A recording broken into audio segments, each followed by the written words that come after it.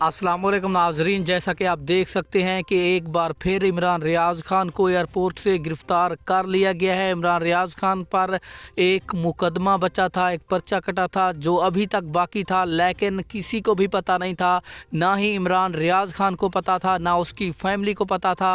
FIA ने एक बार फिर इमरान रियाज खान को आज गिरफ़्तार कर लिया है।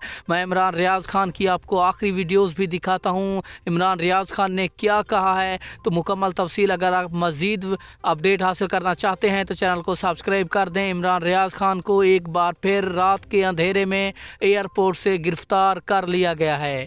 रियाज साहब आपके पास नहीं है? इमरान भाई आप हैं?